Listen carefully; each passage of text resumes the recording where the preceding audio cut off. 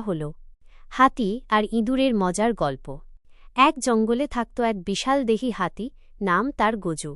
গজু খুব শক্তিশালী হলেও ভীষণ গর্বিত ছিল। সে প্রায়ই বলত, আমার মতো শক্তিশালী এই জঙ্গলে কেউ নেই। একদিন গজু নদীর ধারে দাঁড়িয়ে জল খাচ্ছিল। ঠিক তখনই হঠাৎ তার সুঁড়ের উপর দিয়ে টুপ করে লাফ দিল এক ছোট্ট ইঁদুর, নাম তার মিনি। গজু রেগে গিয়ে চেঁচিয়ে উঠল, এই, এত ছোট হয়ে আমার গায়ে লাফাচ্ছ কেন? মিনি হেসে বলল, ওহে দাদা, গায়ে পড়েছি বলে এত রাগ? আমিও কিন্তু জঙ্গলের বাসিন্দা। গজু হেসে বলল, তুমি তো এত ছোট, তুমি আর কী বা করতে পারো?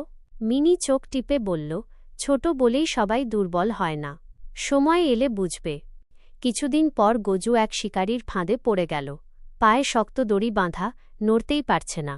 গজু ভয়ে কাঁদতে লাগল, বাঁচাও, কেউ বাঁচাও। এই সময় ছোট্ট মিনি ছুটে এল। সে দড়িটা দেখে দাঁত দিয়ে কাটতে শুরু করল, চিক চিক চিক। কিছুক্ষণের মধ্যেই দড়ি কেটে গেল। গজু অবাক হয়ে বলল, তুমি এত ছোট হয়েও আমাকে বাঁচালে? মিনি হেসে বলল, দেখলে তো, আকারে ছোট হলেও কাজে ছোট নই। লজ্জায় মাথা নিচু করে গজু বলল, আজ থেকে আর কাউকে ছোট ভাবব না। দুজনে হেসে একসাথে জঙ্গলের পথে হাঁটতে